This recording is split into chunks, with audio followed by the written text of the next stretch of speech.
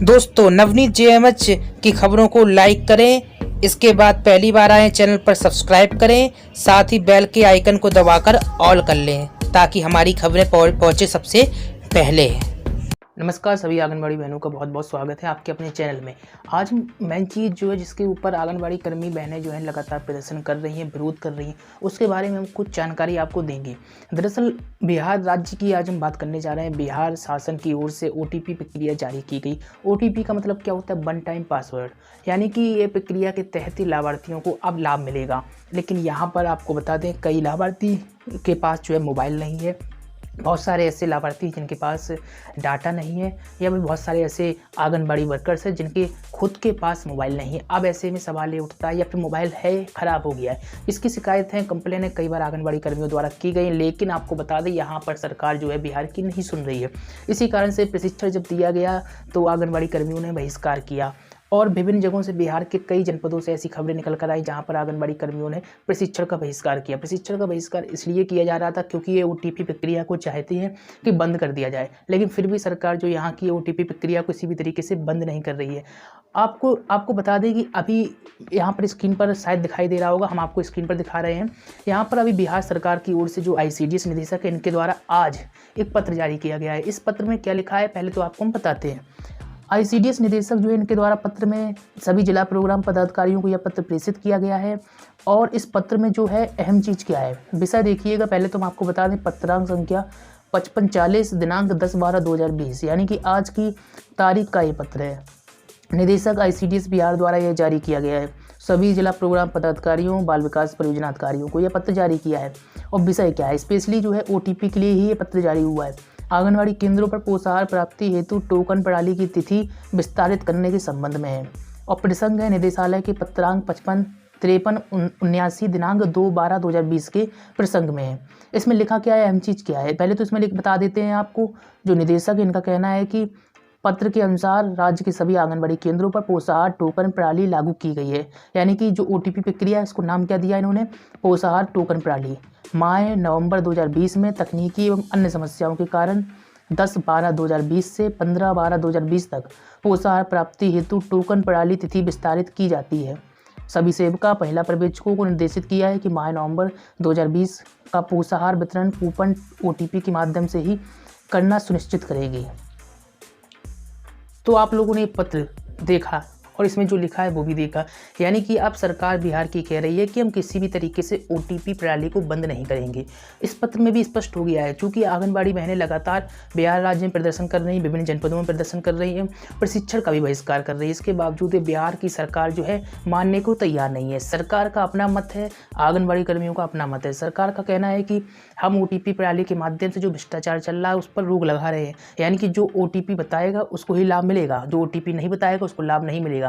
ऐसे में आंगनबाड़ी कर्मियों का ये कहना है कि अगर OTP नहीं है, किसी के पास मोबाइल नहीं है, तो फिर उसको लाभ नहीं मिलेगा, भले ही उनके क्षेत्र में आता हो। ऐसे में वह भी आरोपों के कटघरे में खड़ी हो सकते हैं। तो ऐसे में बहुत सारे सवाल हैं जो उभर कर आ रहे हैं। जिसके पास मोबाइल नहीं है, उनके पास OTP नहीं आएगा, यानी कि वन टाइम पासवर्ड नहीं आएगा।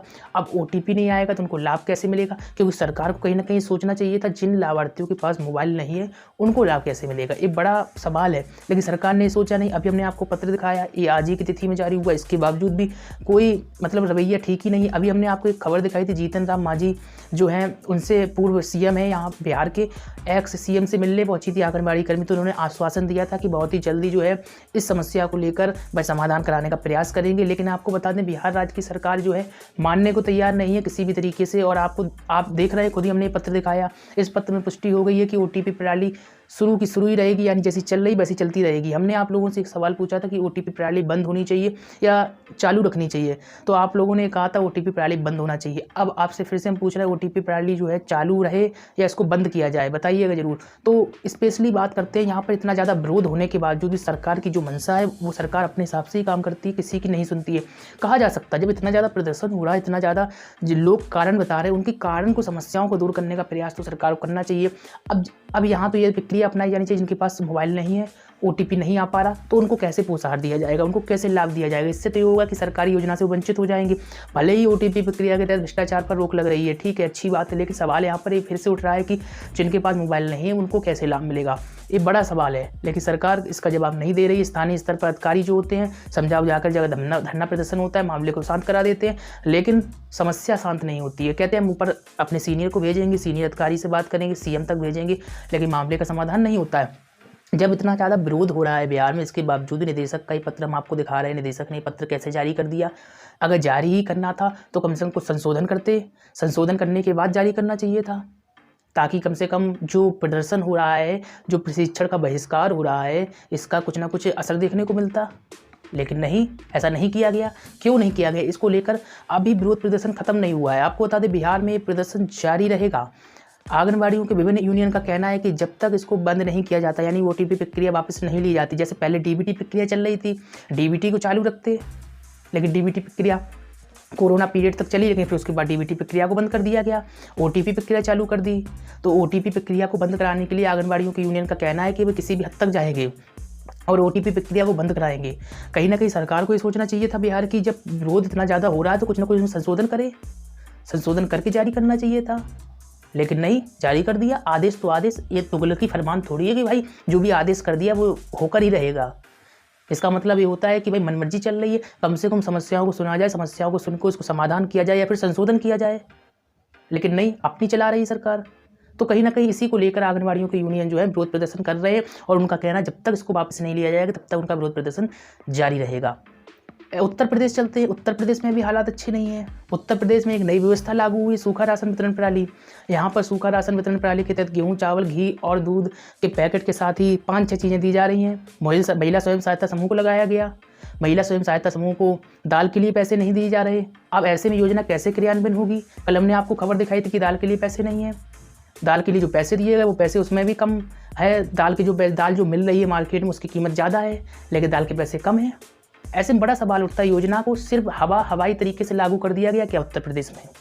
अगर हवाई तरीके से लागू नहीं किया गया, ज़मीनी स्तर पर रणनीति बनी, उसके बाद अगर लागू किया गया तो कहीं ना कहीं स्पष्ट तौर पर ये भी तो होना चाहिए कि दाल जो हिसाब से चल रही है, या तो सरकार खुद ही दाल खरीदती, या तो सरकार को जिस तरीके से गेहूँ चावल कोटेदारों के यहाँ से दे रही है उसी तरीके से दाल भी खुद खरीद कर देती। आपको दूध की खरीदारी करके देनी चाहिए थी। अब दाल की खरीदारी के लिए सीधे पैसा दे दिया।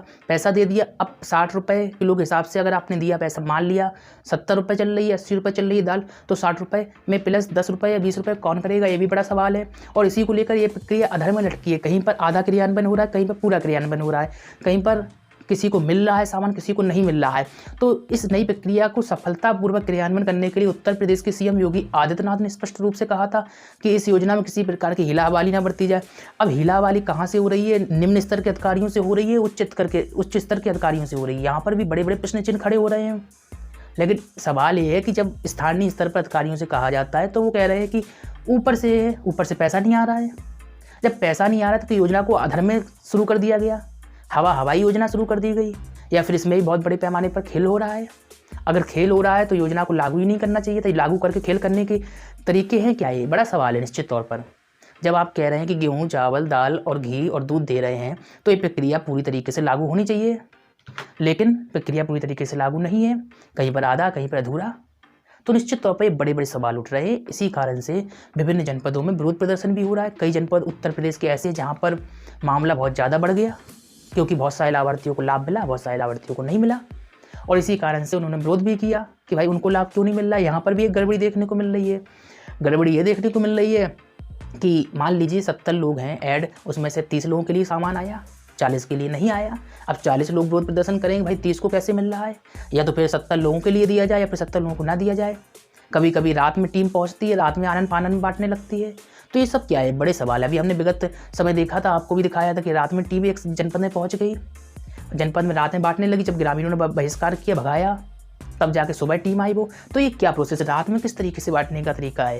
ये भी बहुत ही ज़्यादा अहम सवाल है। कहीं ना कहीं अधिकारियों के ऊपर भी स्थानीय स्तर पर आरोप लगते हैं, और जो नेता है उनके ऊपर भी बड़े आरोप लगते हैं कि जो मर्जी है वही चल रही है। ऐसा थोड़ी होता है। कोई भी योजना को क्रियान्वयन करने से पहले उसके तौर तरीके होते हैं, उसकी तैयारियाँ होती हैं। अगर तैयारियाँ हो चुकी थी पूरी, तो फिर इतनी ज़्यादा लापरवाही क्यों निकल कर आ रही सामने? उत्तर प्रदेश हो या बिहार हो, सभी जगह जो आंगनवाड़ी कर्मी है या उनके लाभार्थी है ये सवाल पूछ रहे हैं, जनता ये सवाल पूछ रही है और इसका सवाल का जवाब जो है सरकार को देना चाहिए। अगर देना चाहिए तो यस लिखे, नहीं देना चाहिए तो नो लिख दे। मिलते हैं आपसे नई अपडेट में, बने रहे हमारे साथ। नमस्कार।